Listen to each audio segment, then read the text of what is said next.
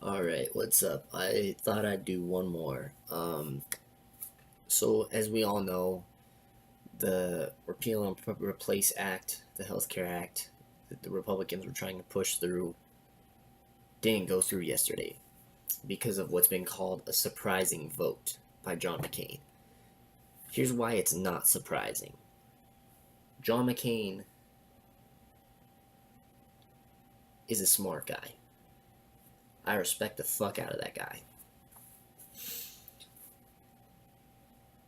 He knew this was a bad bill. When they voted to push into continuing to discuss it, he voted yes because he said, for this today, I would not vote yes for this bill. But I think we can make some changes to it to make it work. And then when he saw that his party was not willing to budge and make appropriate changes to the bill to make it work for all Americans, he shut it down. It makes sense. He understands that that's a bad decision, and he's not gonna stand by his party on that. He's actually taking a look at the bill and saying, no, that's gonna kick 22 million people off healthcare. Why would I vote yes to kick that many people off of healthcare? He doesn't want that. And yes, he's not a perfect politician. Nobody is. Everybody's voted inappropriately in the past. But here's the thing, he's doing the right thing here. Another thing I want to talk about is Trump cut the budget for education.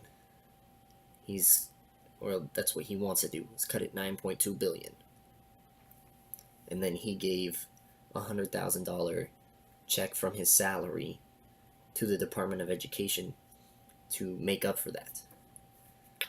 And that sounds critical, and I'm going to get to the part where I am critical, but that's not why I am. I think that's a smart move, and I really, really like that from him. And I don't like him very much. Why do I like that move? He's cutting 9.2 billion to put it into the military, whatever else he wants to spend it on, like oil and gas. That's where he's putting the money. $100,000 does nothing for the education budget. Like 9.2 billion's gone. 100,000 is not going to do shit. But at least he's showing he wants to make an effort there and is putting his own personal money into the Department of Education, and I respect that.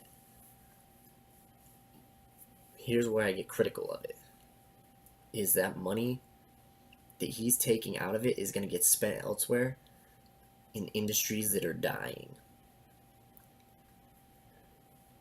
Fossil fuels are dying in America. You can frack all you want, but eventually we need to transfer our focus to renewable energy. And he's not doing that.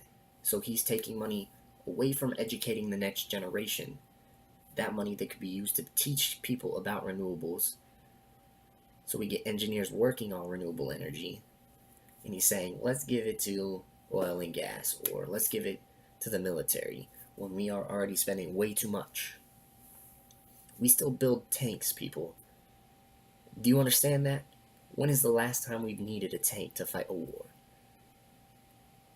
Probably about like World War II is the last time we absolutely needed them, and then now we have nukes.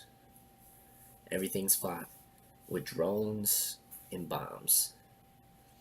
We don't need soldiers that bad, unless we want to invade somewhere and occupy it for control. That's literally the only reason we have a military, is for control. We don't need to spend that much, but we do, because that's what we're obsessed with, is controlling the rest of the world.